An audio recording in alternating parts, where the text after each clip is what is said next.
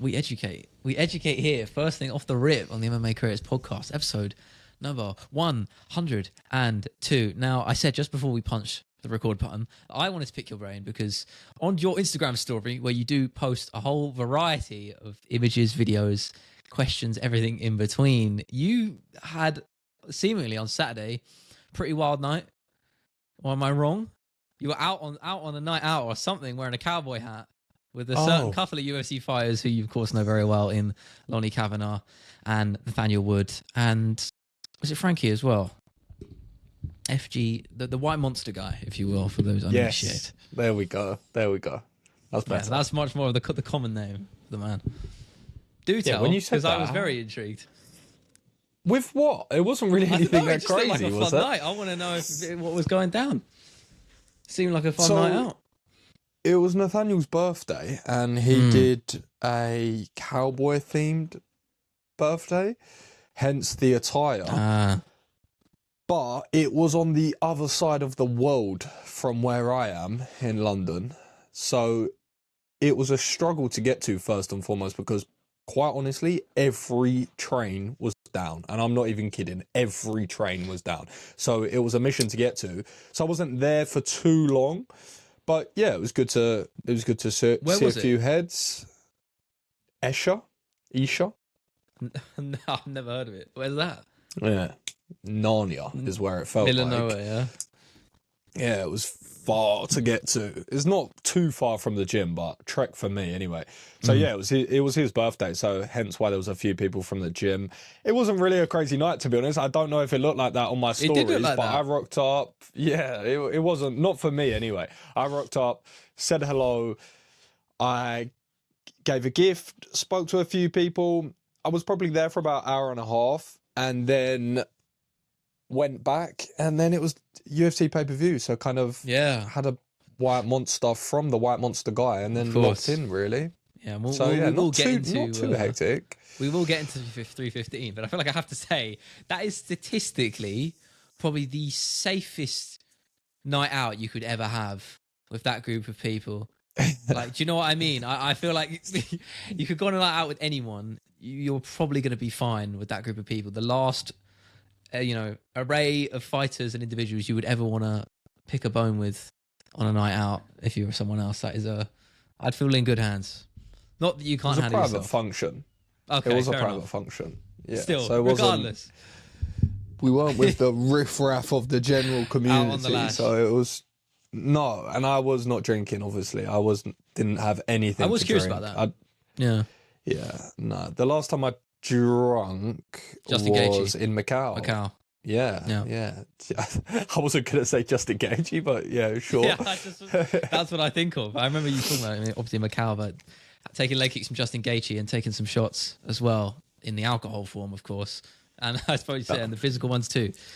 But I don't know how you had the energy for 315 because I had a quite long day as well. I was out all Saturday. And then I was like, shit, I got to get back and survive a Bilal Muhammad main event. So there was a little bit too much caffeine consumed, but we got there in the end. What were your thoughts on it? I actually thought, surprisingly, with that main event, pretty fun one. And you predicted JDM to get the finish, and there was a couple of times where it looked like he was going to get it, particularly in the last round. Really came on strong. He really impressed me because I was actually debating this on stream and on a couple of other people's streams too, just in the comment section here and there, about his takedown defense not holding up. That was my biggest, worry for him. But what I realized was that Gilbert Burns, when he had that fight last time, he broke his arm early on, which is obviously going to be a huge hindrance. And in hindsight, you can see the improvement as a result of not having to deal with that. And against Bilal, he looked phenomenal in the takedown defense. And with that in mind, it opens up so many questions around a potential Islam Makhachev fight and how that goes. And the odds seem to reflect it too, because they are pretty much evens, which is, you've asked me that even a couple of weeks ago. I would have been skeptical, but I think they're pretty fair. With that last performance in mind against Bilal, obviously Islam Makhachev is definitely a step up in terms of fighting pedigree. But I don't know. Craig Jones seems to have the secret weapon to defending the Dagestanis, so against the Dagestanis, should I say. So that intrigues me. It's a shame it's not Topuria Makhachev, which would have been the case if we had Bilal as the champion and still being heard. But thus is the nature of the fight game. And to be honest with you, I'm not going to sit here and complain if we get a super fight between those two at welterweight. I can't be mad. I think he sleeps him. Wow, what JDM sleeps Makhachev? Yeah. I mean, that is bold. Come on.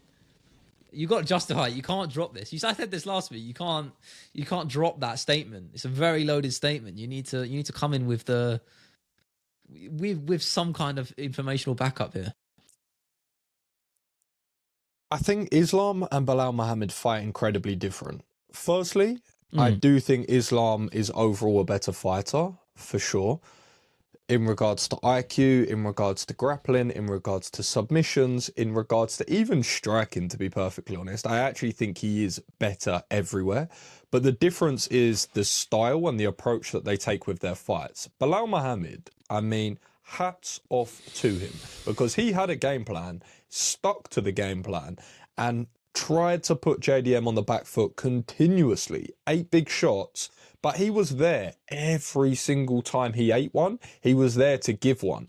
And I know he lost almost every round you could argue it for. But he was constantly landing damage. Islam's not going to do that. He isn't going to do that. He's going to try and be a lot more evasive. He's going to try and use, I believe, a lot more movement. He's a lot more comfortable in counter-striking, where that is not Bilal Muhammad's game. He is not a counter-striker, really, at all. He really isn't. He likes to be on the front foot. He likes to be the aggressor. He likes to dictate the pace. And whilst Islam can do that, and he's capable of doing that, he's also a lot more comfortable fighting backwards and fighting just on the sort of on the move a little bit more. So obviously I've come out with a bold prediction of just saying I think he's going to sleep him. But the interesting point for me is when I saw Islam in Abu Dhabi, I didn't think he looked very big. I didn't. Now, I will preface that by saying it was fight week, so he was cutting weight, which is a big difference. But just in regards to his sort of height and his structure, not a massive lightweight, but again, was fight week, so was depleted, and maybe that would look a little bit different if that weren't the case. And what I always say, so it's only fair that I flip it around, is you never quite know how someone is going to be able to fill into a structure until they've had time to eat and recover and enjoy their camp. I always use the example of Nathaniel Wood because such a close example, but such a real example as well. I always thought, yeah, sure, he's going to be a fairly small feather. You don't realise some of these people have been restricting their body for 10 years, 15 years for a certain weight class, and then they build into it. Now, with that said, to caveat that point, he says that he's going to go back down. He says that he's going to go to 155. So we're not going to get a version of Islam that is fully growing into a frame, which is going to be competing regularly at 170. So I don't really, to be honest, see a world in where the narrative of Islam walking forward and mauling JDM comes into play. I don't see that. I see it looking, to be honest, exactly like the Volk fight, but just more damaging shots, personally. And I think equally with that, the key thing to take away from that Volkanovski fight, more specifically the first one at 284, as I mentioned earlier, Craig Jones, really the mastermind behind, the Aussie takedown defense and wrestling defense in general, right? We saw Volkanovski, utilize that perfectly, and it was more about technique over strength. And obviously, Volkanovski is a big guy, but it was more so just mastery of the craft that got him got him the upper hand in those exchanges, right? With JDM, he's going to have that and have that knowledge and experience, but also have the size advantage. And you couple both those things together, it just means for Makhachev, it's going to be such a harder time in keeping him down. And that is where the fight is won for either man. Again, it's just the wrestling is, or the success or failure of the wrestling, should I say, is the difference maker. But as you said, you're saying by a finish for JDM. I'm not sure if I can back that purely on the basis that Makhachev is just quite sound on the feet, as you mentioned earlier. He's very savvy. Is he though? Evade. He does get shot. Does get clipped, but it's one of those things where if he's drawn into a firefight, can JDM take in there? I don't know. Makhachev, he's very clearly an attentive fighter. That's why he's got to the level he's at. That's why he's considered the best lightweight of all time in my eyes, and is potentially on the horizon for being in the GOAT conversation should he keep going at the rate he is. So with that in mind, he's a type of fighter to learn, to adapt, to evolve. And we've seen it over the years, even as something as broad as him developing a striking game, which he probably didn't have in the early stages of his career, to now adding in those minor details and improving on the holes in his game. So getting drawn into those firefights, being a bit more intelligent, avoiding those, right? I think we might see that improvement in Makhachev that we maybe didn't see against Poirier. And I mean, Moicano fight, I feel like you can kind of discount purely on the basis that it just didn't last long enough. But I mean, JDM has really impressed me. So it's a tough one because I thought Belal Muhammad would just have his way with the wrestling. I thought he would. And it was always going to be a tough fight to call because of the extreme differences in both avenues. JDM with his striking was far and away above Belal's. And in my eyes, previous to the fight, I thought Belal's wrestling was far above JDM's. So I wasn't really sure how it was going to play out, but I knew that one side would dominate the other. That didn't end up being the case in terms of the wrestling. So I don't know. But you're right. Both guys have improved, though. So that's where the intrigue comes. It's the unknown. We don't exactly know how this fight's going to go. The odds are close, and they reflect it. So I'm excited. It's a shame, as I said it earlier, it's not the Topuria versus Makhachev fight. I feel like that was always the end game. At least it was for me and a lot of other people who I've been talking to in the MMA space recently. But it's one I'm optimistic for. And can I put it forward to you for International Fight Week? Is that too soon? Or is that a realistic possibility? Is too soon. Way too soon. Way too soon? When is it? Is it really that soon? It's a few 45 days. Is it that short? Blimey. I guess we are going on to 316, yeah. Yeah, I guess you're right. Bloody hell, yeah. This sport is crazy. I don't even know what we've got for 316. Have we got a main event for that? I've not got a clue. No, this is how we operate. You're like Obviously. Me. We are honestly. I say this in my stream all the time, right? We're just... When I was writing I started writing it. I got put on the back burner for a bit, right? But every stage of a UFC fans video, the last stage I put was the Ascended Hardcore. And it's almost like freeing yourself from the shackles of obsession with MMA and just enjoying it on your own time when you feel like enjoying it and not having to feel the pressure of watching every card and every fight night and even every pay-per-view, right? And I feel like we're both at that point where we don't watch as much as a lot of people in the sport these days. And that's partly because this is our job, I watch right? every card. Every pay-per-view. But you don't watch every single fight night. Surely not. Yeah. Do you? Of course I do. I try to, but sometimes I just... Mate, if it's an Amanda Hebus main event, with the greatest respect, I'm not staying up for that one. Like, there's a line. She's a little cutie. I kept seeing her in UFC London, and she's very sweet. She's really nice. She always had a really nice smile. She was always just very friendly. I like Amanda Hebus, to be honest. I like her as a she's not the most boring fighter ever, but do you get what I'm saying, right? There are lines. No, I know what you're saying. Especially in today's era, right? The thing is, for me, is I've got it on. I end up just rather doing work. I end up just editing videos I do that as well. Doing something else on top of it because I've got Dontel Mays walking out against some flipping... That's actually triggering like my flight or fight response, you know what I mean? That kind of caliber of name, it's not what I want to hear. And the way I think about it, right, is I said this to my friends the other day, which is true. MMA is it provokes emotion because of the type of sport it is, because it's so consuming. If you're an athlete, you have to give your life to it. There's so many risks. There's so much pain inherently. It's a very emotional sport. So especially when you have fans or you have experts or analysts, whatever it is, giving feedback, people get very emotional about that, right? Because there's a lot at stake. There's a lot on the line, which I understand.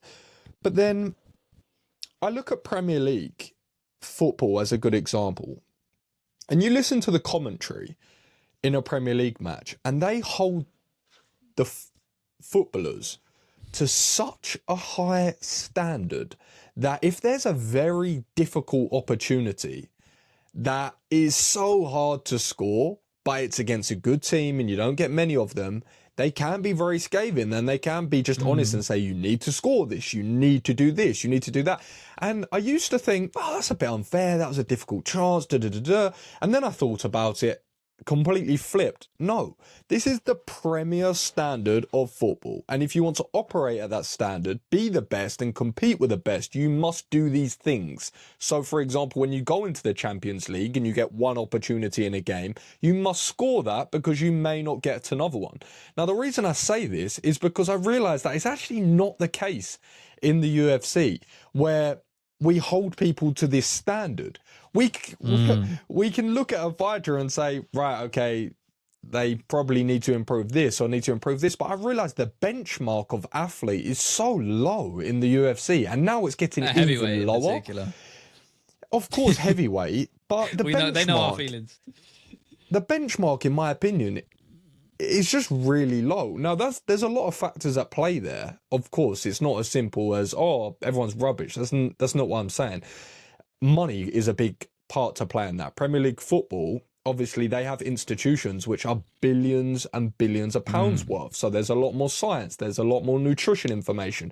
They get that all taken care of them. So the athlete is leveled up exponentially. But I look at the UFC these days and I just think X, Y, and Z from Contender Series, who's 10-4, and they can't wrestle. 10 for 10 as well.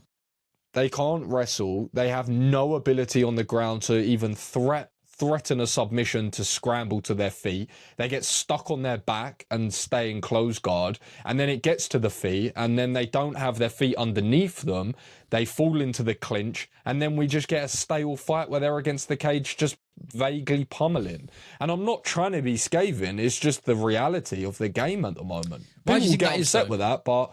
Because I'm glad you brought this up, because this is really relevant to the video I'm working on about talking about every era of the UFC. I titled them myself, so I kind of went off some level of consensus, talking about like the dark ages, what people consider the golden era of the UFC, things like that, right? But after the sort of post-2021 period, we haven't really had anything defined per se. So I gave it some thought, and I was like, okay, I would call it the new dark age, if that makes sense. It's almost from like a 2023 to now per se, where we're almost in this period of the phrase I kept using was quantity over quality in every facet of the UFC to meet quotas, partially to do with ESPN's broadcasting deal, right? An overabundance of events, stuff like that, and it all culminates in a lower standard of quality and excitement for the fan or the viewer. And I don't know if you think there's any truth to that, because at the end of the day, I was only really speculating when I was talking about what the cause is, but it's more like assumption. So I don't know. What do you think? What do you think is the justification or the reasoning behind this general decline? I think it's a mixture of things, right? I don't think it's going to be one thing necessarily. I think it's going to be a culmination of factors at play. Sure. I definitely think the money side of things is very relevant because, like I just said, with Premier League football, for example, or even lower down the divisions in football, you have a team structure. So within that structure of a team, you would have physiotherapists, you'd have people that would be able to help with your nutrition, you'd have people that run the S&C, you have people that run the training. Now, you could say, oh, well, you have that in MMA. Not really. One of the biggest differences, in my opinion, is the fact that in MMA, you're self-employed. So it's easy to say, contractor. Well, if you want to be the best in the world, then you know what to do. You have to train and you have to recover and you have to eat well. Well, that's all well and good, but that's not how it works. That isn't how it works. Just because someone is a professional athlete doesn't mean that they execute everything to the highest degree. The same way that in business, people that run their own businesses don't do everything they need to do to succeed. There's loads of areas in their business that they could optimize, but they don't. Some of it's laziness, some of it's a lack of willingness to learn and improve, right? And also a lack of self-reflection, a lack of desire, a lack of drive. It's a very, very difficult sport in itself, but then when you're at the helm of your entire career, it makes it even harder. Then you have the whole money side of things. So we still live in a world where you've got very top-level professionals. Pantoja was working in Uber not that long ago. It's crazy, isn't it? I've used that clips quite a few times because it's so poignant in multiple videos. Even if the context is different, I always bring that clip back of that interview where he's talking about it, because sorry to just interject, but I feel like people don't really understand how insane that is. We're talking, I can't remember who he was fighting against, but it was 1 or 2 fights before he fought for the belt. He was driving for Uber to make extra money, which is just absurd, isn't it? I then think off the back of that, you then have so many different elements to learn and improve, because not only do you have to become a better fighter, you have to learn how to recover better, you have to learn how to eat better, and then on top of that, you have to learn how to run a business at the same time, because you need to generate enough cash to allow you to do this, right? So then you have to do both. And then on top of that, you also have to learn to run a business and a brand, becoming entertaining for organizations to want to pick you up and then leverage better deals. So there's a lot of things at play with that. And this is, I've not really thought about this in enough depth, so maybe I'm off on this, but I'm just spitballing what comes to my mind. I also think 10, 15 years ago, people that got into the sport wanted to be, they were innately fighters, right? They were innately fighters. There was a lot less recognition. A good point. Yeah, I get what you're saying. In regards to where the sport was at, you had to really want to do this. Now, the reason I say this is also because, now I'm just hypothesizing, but to me, it would seem that if you were innately driven that way, and you were innately a fighter, and you identified as such, you would put more emphasis on improving those skills. I could be very off on this. I'm just guessing. I feel like today now, where we live in a world where there is a lot more coverage on social media, it is a lot more glamorized, I feel like we're getting a lot of athletes, but I don't know if we're getting a lot of truly obsessed martial artists. So even though there's more information, I don't know if the actual level of athlete has improved. Because you go back 10 years and look at the 205-pound division, it's infinitely better than it is today. Why is that? I don't really know. As you said, it's a combination of factors. But I get what you're saying, like about it being almost I wouldn't even say an athlete is the way to describe it. I'd almost say an entertainer. An entertainer over, maybe not in every example, right? But I feel like the bar now is to be an entertainer rather than a fighter. I guess those two things come hand in hand to some people, right? So if you're entertaining, you're going to be more successful. If you make a fight fun to watch, does that make you more of a fighter, but also an entertainer at the same time? I don't know, but there's almost an element of prioritizing. I mean, what is the bottom line is money, right? It's that's a lucrative reward. You are rewarded by the UFC. We've seen it in the past, and now, and going forward, it will be the same.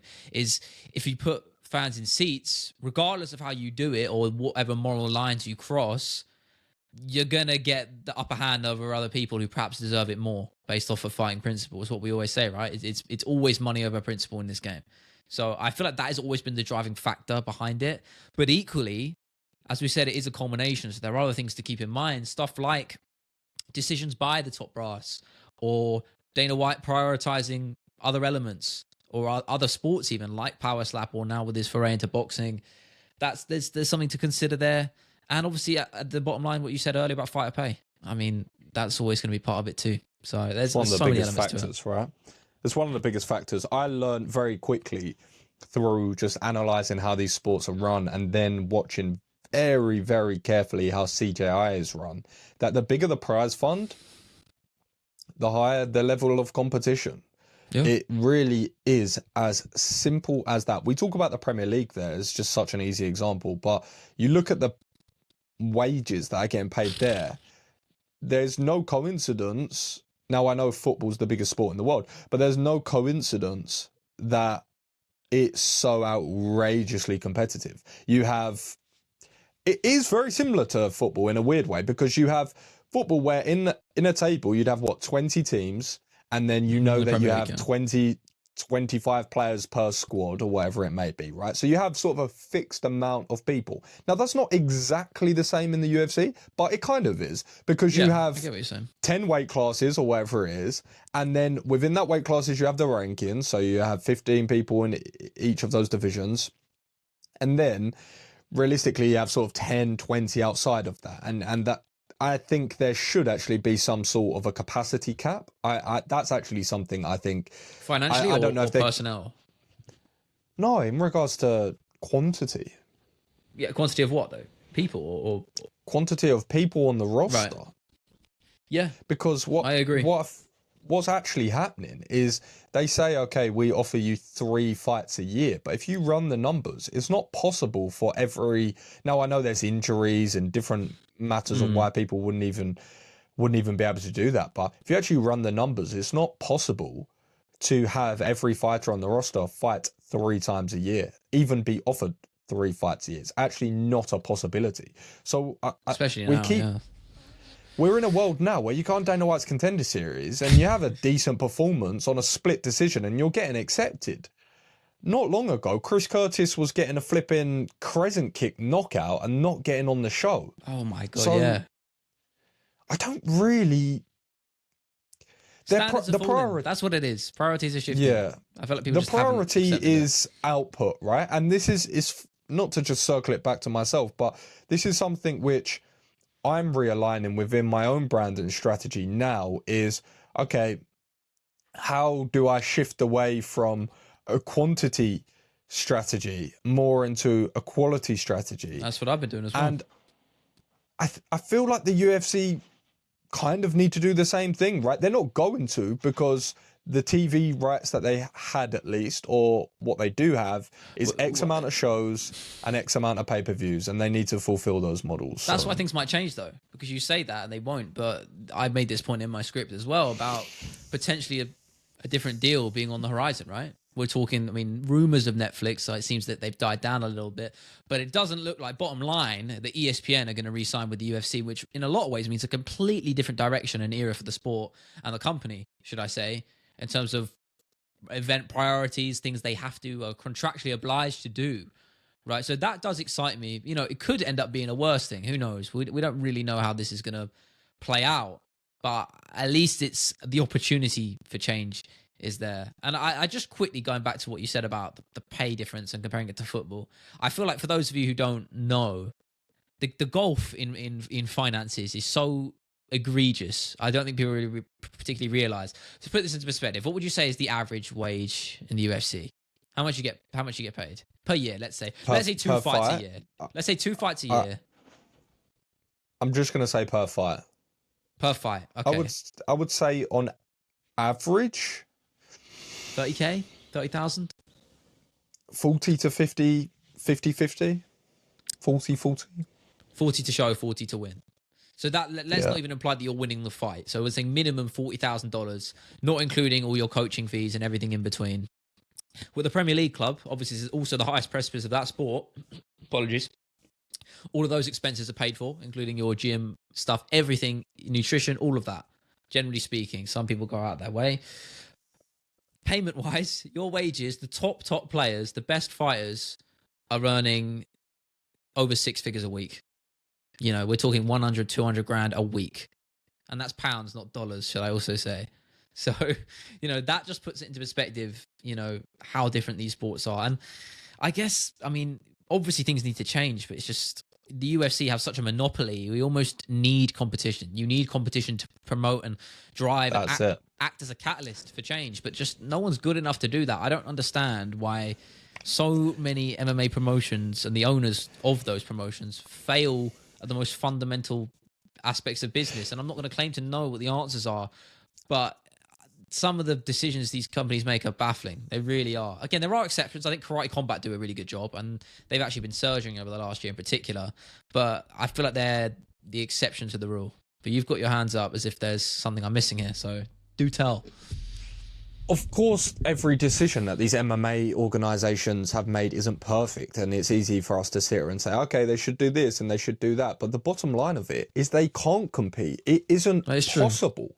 It's not possible. You could sit there as long as you like trying to conjure up how to be competitive. It isn't possible. That is why businesses are not, in most markets, allowed to monopolize, because it actually gets rid of the ability to then compete, especially if you have a 20, 30-year edge. So the only possibility to, quote unquote, compete is listen to what you just said. Karate combat. Exactly. The reason why they do so fantastically well, first and foremost, the president, as we know, is very, very good at what he does. He has a fantastic team behind him. They're very much on the same page. They understand what they're trying to achieve, and they work very hard. But the main difference there, they're not competing. It's a completely different entity. Exactly. No, they're not trying to be the UFC. It's not even MMA. It's actually a different product. So if you want to go down a different lane completely, then yes, you can start being quote unquote competitive with whatever you see. But if you want to be an MMA organization and you want to be global, not something like Octagon, which does fantastically well, sell out shows, but within Europe, if you want to be global, you cannot. It is not possible. It's not possible. So even if you was the savviest of business minds and you wanted to operate an incredible MMA organization, it isn't possible to do that. It simply is not. And I don't think that's ever going to change necessarily. Now, I could be wrong in 20 years' time, but I don't know if that's really going to change. What if I raised you, hypothetically, because I don't think this is a future that's actually too far away, but when Dana White steps away, what about if that doesn't change anything? I'll tell you exactly why that doesn't. It doesn't change anything, really. The reason I'll tell you, in my personal opinion, if this is 10 or so years ago, right, the UFC are operating as the UFC. So what I mean by that is they are not in bed with TKO, with Endeavor, with a FTSE 500 company that basically has people sitting on a board and saying, right, okay, we need to hit certain metrics, we need to hit certain bottom lines, and this is how we're going to do that. So now there is very much a corporate strategy at the top of how this is going to play out and what they're going to do. So what you gain by confirming that deal financially, you lose in creative freedom to a certain extent, because now it does become much more of running and operating a high level business. Now, that's no knock on the UFC, and it's impressive that they got to that point, but you do lose some of that ability to be a lot more free thinking. You do lose the ability to be a little bit more ad hoc with how you run the business, because now you answer to shareholders, which was never the case before. Of course, you had stakeholders before in the UFC, but you didn't have shareholders, like I said, on the stock market with Endeavor and with TKO. So I don't think that's going to make much of a difference, to be perfectly honest. I don't think it makes much difference at all if Dana White steps away. And I'm going to be careful with how I say this, because he's obviously, up to this point, done such incredible things. But obviously, without knowing what goes on behind the scenes, and I can't speak to that, and I know that he would obviously be working relentlessly every day. It's not that I think he's going into the office and kicking his feet up, no. But I mean, from how he got into the job as a promoter, my question to you is, what is he doing promotionally anymore? I'm glad you said that too, because this is something I wrote about as well. I made the point when I was discussing this new dark age, as I dubbed it, that Dana's priorities aren't about, I know the fighters, it was never really about the fighters anyway, to be honest with you. You know, it's more about him, the UFC as a brand. It's more about the three letters, but also him. It's promotion of himself. I don't know if you've noticed that over the last few years in particular. A lot of the stuff he posts and is active about on Instagram isn't about the fights that are coming up. It's about what he's doing and himself, which isn't necessarily a bad thing, but I think that's where his priorities lie, in my opinion. I mean, the UFC has always been, how do I put this? Put it this way. Do you know of another major sports organization that has an authority figure as the priority, or in such a present position in media and just on screen and in general? I can't think of another. Right? I think that's kind of the point I'm trying to make, right? That's just always been the emphasis, but even more so now than it was 10, 15 years ago. He doesn't really do much, if anything, at press conferences, and always cuts them short.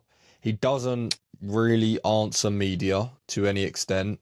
If he does, he cuts them short or he doesn't attend. And this is not me being scathing. This is me just pointing out the obvious parts of a promoter, right? For promotion, of course, again, promoting, I will say it. Behind the scenes and what he does for the business, I imagine it's relentless, 100%. But I'm just talking about a front-facing promoter. That's all I'm talking about, right? Yeah. If I was to liken it to anyone, liken it to Eddie Hearn.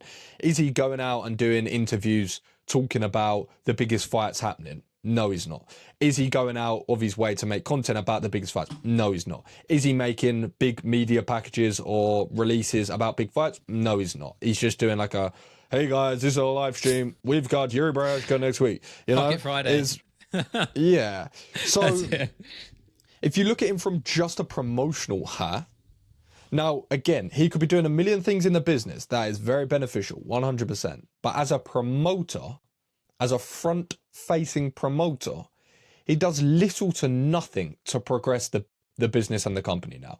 The category he's fallen into is somewhat like Joe Rogan, where his personal brand is not as big as the UFC, but it is not a million miles detached, right? Where he's such a big personal image himself, whatever he does just creates waves and noise anyway. But if you look at a real pound for pound promoter at the moment, like Eddie Hearn, they are not remotely on the same page of anything that they're doing in their practices at all.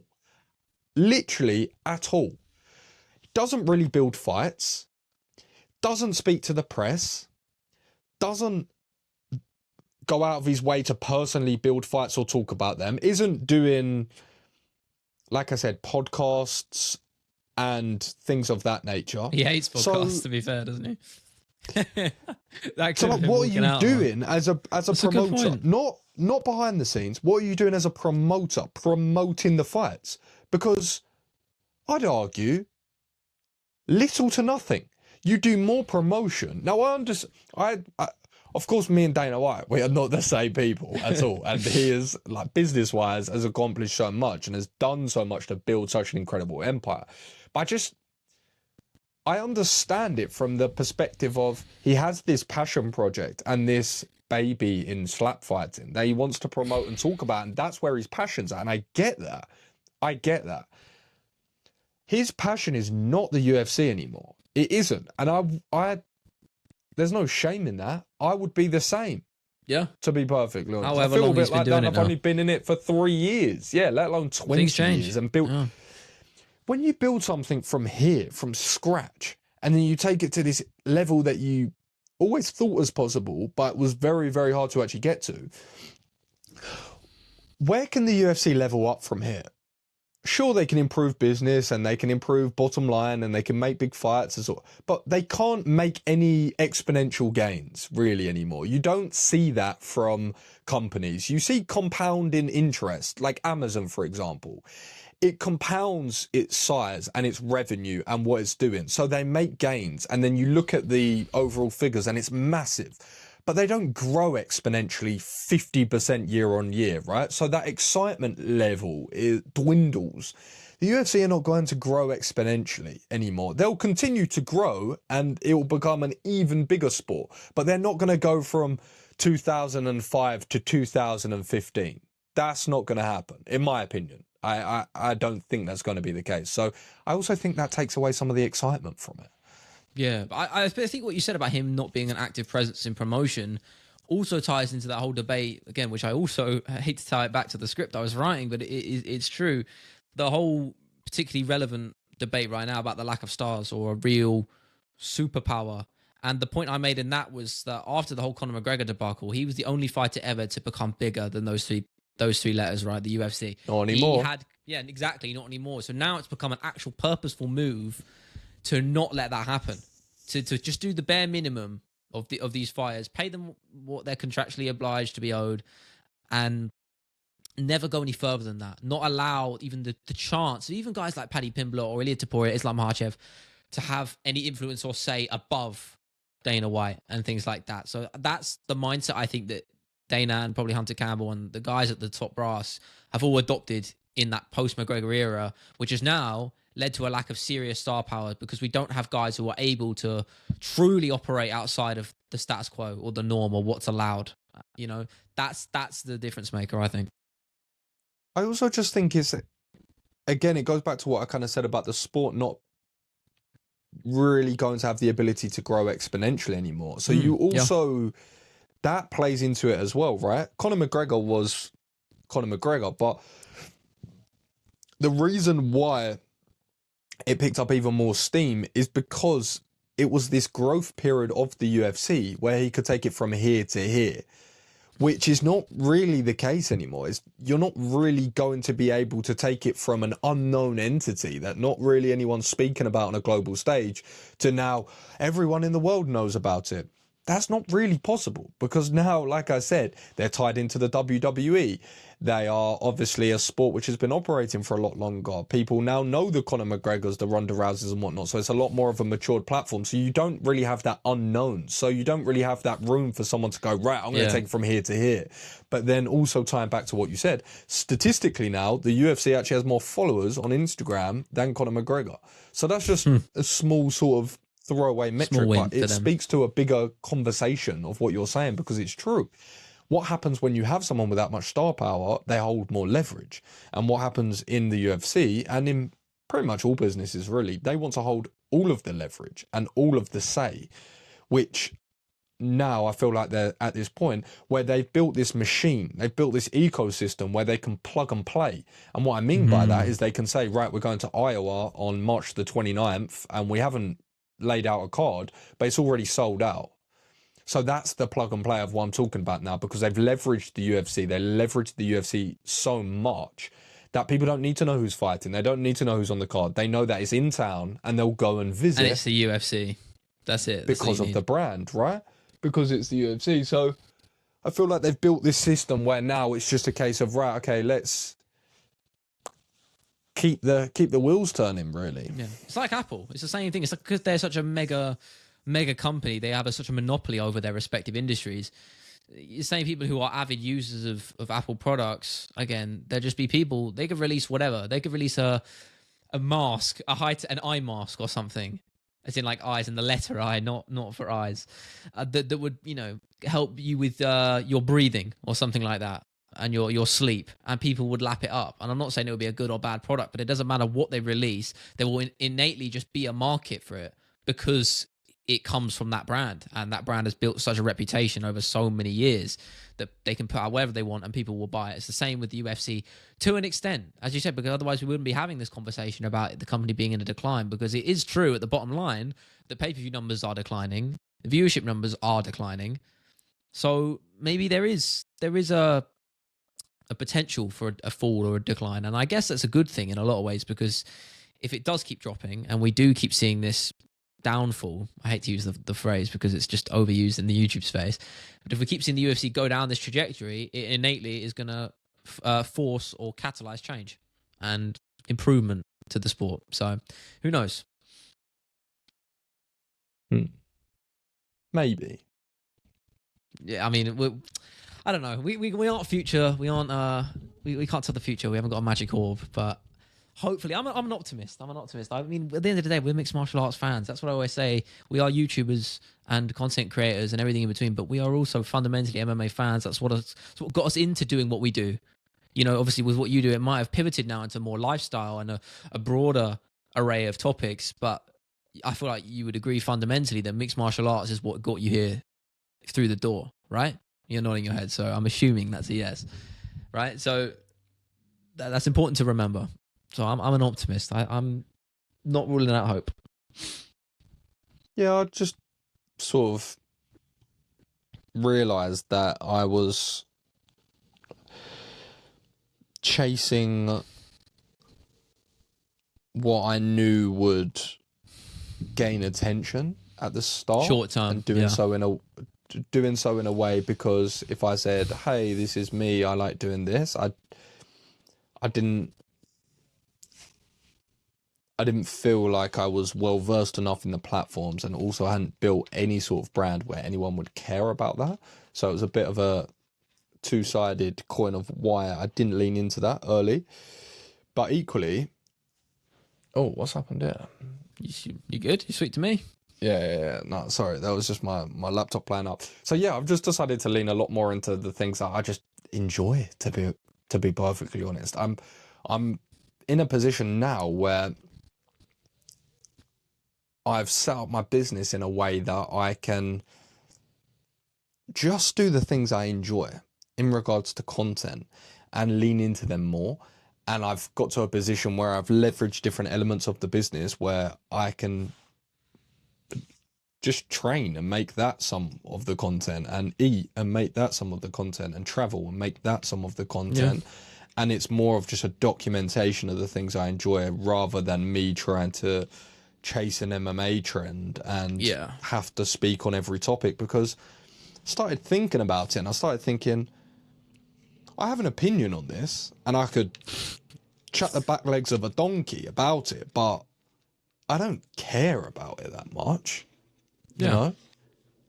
And then I just started looking at my pages and my brands online, and I just thought, I'm too pigeonholed at the moment. I was way too pigeonholed in even the name. We spoke about it before, Casuals Corner MMA, just way too pigeonholed. So had to open that up a little bit, had to change the content style of how I started doing videos, and also just flipping. You know what it was? I'm going on a bit of a rant here, but I was not the first person to do a green screen video, by all means. I certainly was not.